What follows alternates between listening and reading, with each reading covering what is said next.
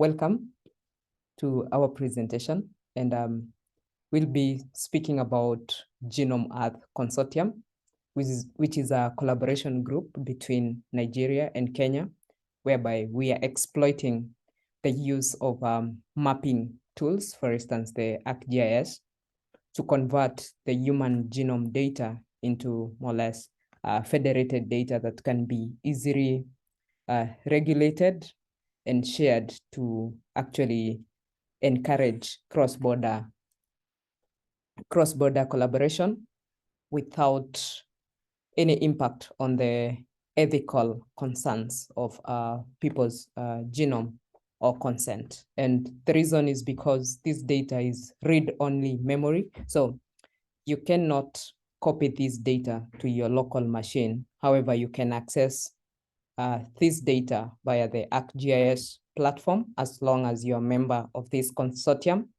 And also it gives you the rights as the owner or the person managing that data in Nigeria or Kenya or in any other part of the globe. You have the right to revoke access. So the people who are in this particular consortium, then they may no longer have access to that particular data. And therefore we are going to demonstrate how you can easily do this. And we will begin by showing you the site whereby the consortium. And as you can see, we do not have any data yet. And in real time, you will see us add items from our collaborating centers, so in Kenya and as well in Nigeria. And once each one of us shares their data, then you will be able to see this on real time on this particular website. And at this juncture, I will ask my colleague and my collaborator in Nigeria to share their data, and you should be able to see this on real time, as you also have a look at how we actually add items to the consortium group.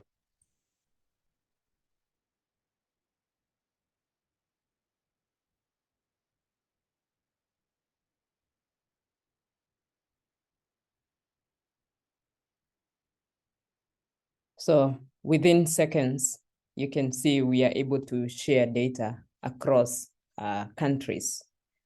And this data from the Kenyan mock genome and the mock genome from Nigeria. And you can open either of these genome maps. So in this case, because I am a collaborator from Kenya, I'll try and access the mock genome in Nigeria. And the good thing, you can annotate this data on this platform.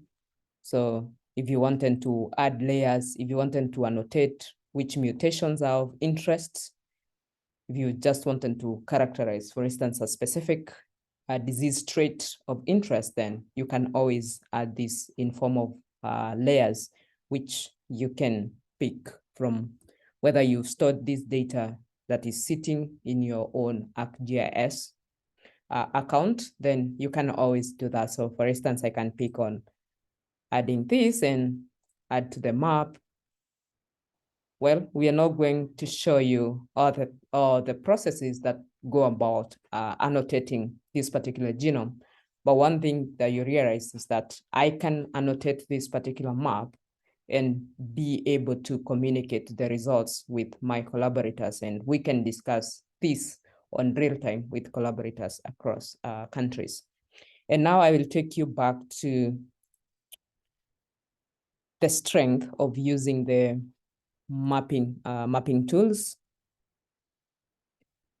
whereby I will be asking my collaborator to first of all revoke access. So yes, to take the access or the right for me to access this mock genome 3. And in real time, you will see now that none of us or any other member or entity of the consortium can